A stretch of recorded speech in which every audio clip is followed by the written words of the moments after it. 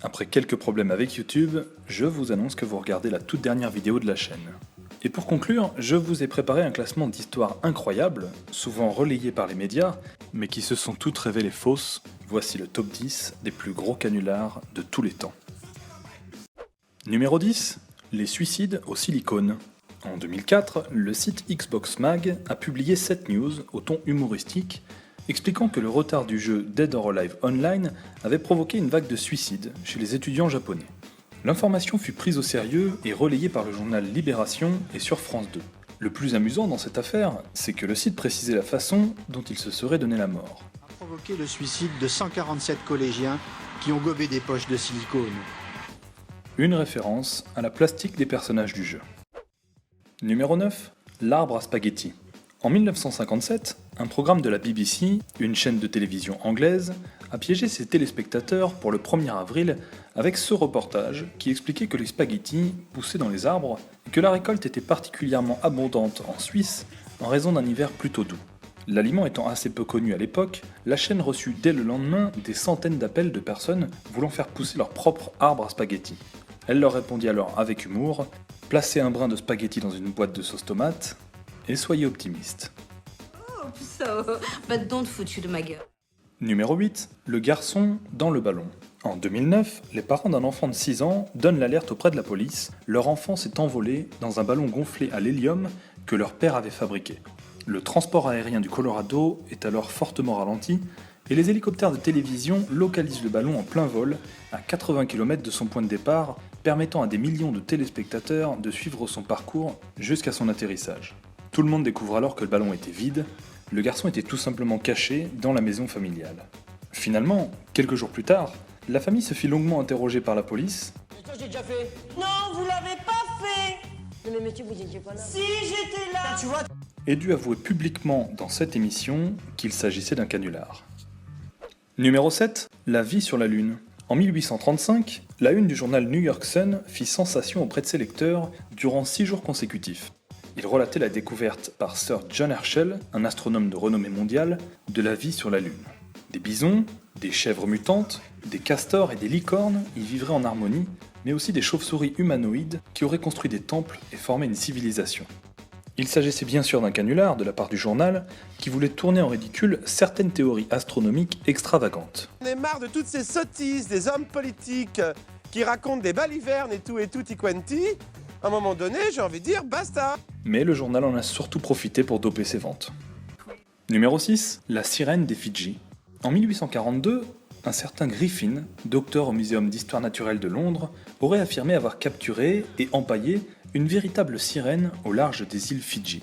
Mais si vous les imaginiez charmantes, vous allez être déçus, car voilà à quoi ressemblait la sienne, un corps de singe sur une queue de poisson. Ce spécimen aurait été vendu et exposé au cirque Barnum lors de ses tournées aux États-Unis et en Europe, jusqu'à ce qu'on découvre que le docteur Griffin n'avait en fait jamais existé, mais qu'il s'agissait tout simplement d'une création d'un complice du cirque dans le but d'attirer les foules. Numéro 5. L'homme de Piltdown. En 1912, Charles Dawson, un géologue amateur, et Arthur Smith Woodward, le célèbre paléontologue londonien, annoncent au monde entier avoir trouvé le crâne du plus vieil homme du monde dans le village de Piltdown.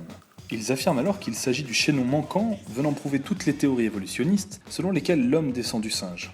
Le crâne présente en effet des éléments humains et d'autres appartenant au singe. Et pour cause, 40 ans après avoir trompé tous les scientifiques l'ayant examiné, les analyses plus modernes révèlent le canular. Il s'agissait d'une reconstitution d'un véritable crâne humain auquel des éléments d'orang-outan ont été ajoutés et vieillis artificiellement. c'est quand même bien fait.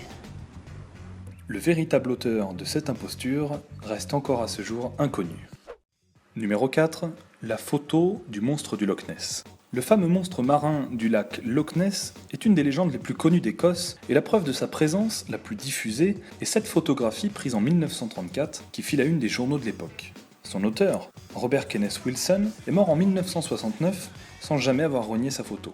Mais en 1994, un nonagénaire anglais affirmait quelque temps avant de mourir avoir participé au canular et que le monstre n'avait en fait été qu'un modèle en bois qu'on retrouva effectivement dans un hangar.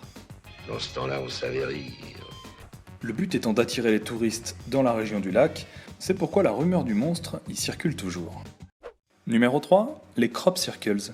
Dans les années 70, de mystérieux cercles formant des spirales ou des pictogrammes élaborés apparurent dans les champs du sud de l'Angleterre.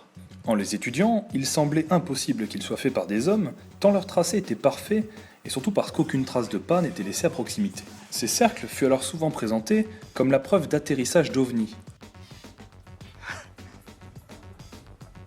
C'est une blague. Mais près de 20 ans plus tard, 2 fermiers avouèrent être les auteurs de ces premiers cercles créés avec des planches de bois et des cordes dans le seul but de faire parler de la région.